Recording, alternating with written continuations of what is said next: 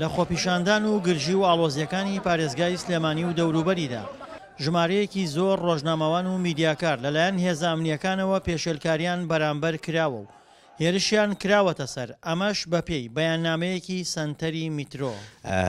ئێمە 32 کەیسمان بۆ هاتووە ڕۆژنامە نووسان کار هەمووی باز لە پێشێلکردنی یاسایکاری ڕۆژنامە نووسیەکەن لە هەرێمی کوردستان. لە ڕاستیە لە هەموو ئەم خۆپیشاندان و ناڕەزایەتیانە قانون معەتەڵە پەکخراوە و ئەوەی کە ئیشی پێەگرێ هەر ناوچە و قانونێکی بەخۆی هەیە، قانونی داپڵۆسین و قانونی لێدان و قانونی دەستگیرکردن و پەکخستنی یاسایکاری ڕۆژنامە نووسین.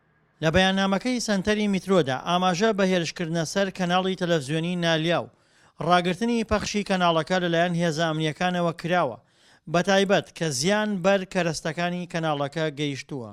داخستنی کەناڵی میدیا لایەن وەزیری ڕۆشنبیریەوە قووەتی قانونی نییە، چونکە ئەو فەرمانی دەرکردو هیچ فەرمانێ ناتوانێت جێ بە یاسا و بە بەڕگەکانی یاسایکاری ڕۆژنامەنووسی پێشێل یعنی لێژ بکات، لەبەرەوە ئەبێ بەو قەرارە بچنەوە نالیا بکرێتەوە.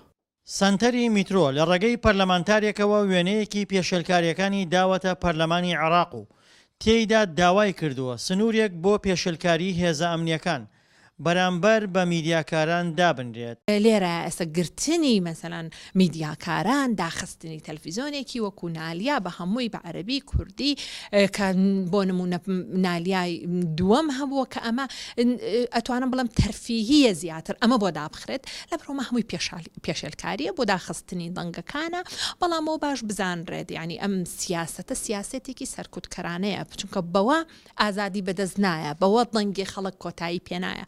بلاکەس داپڵۆسێنەرە ڕەنگە زیاتر ئەگەر ئەم ڕۆژ بۆیان کە بکرێتەوە، ئەگەر وەڵامیان نەدرێتەوە بەیانی بە شێوەیەکی تر و بە گرفتێکی تر سەرهەڵایەتەوە لە هەرێمی کوردستان. من تەمەناکەم دەسەڵاتدارانی ئەم هەرێمە ئەوانەی کە ئەم دەسەڵاتە داپڵۆسێنێرەیان دروست کردو ئەم هەموو نەهامەتیان بەسەر هەرێمی کوردستانە بیر بکەنەوە بۆ چارەسەرێکی گونجاو، چونکە ئەمە تاوانێکە بەرامبەر بە خەڵکی هەرێمی کوردستان کە ئێمە ئەم هەرێمەمان لە کیس بچێ لەسەر دەسەڵاتە فەساد و پیسخۆرەکانی ئەم هەرێمە.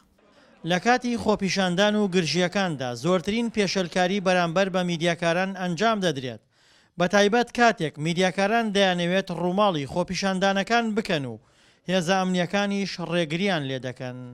دڵشادنوەر، دەنگی ئەمریکا، پارێزگای سلێمانی.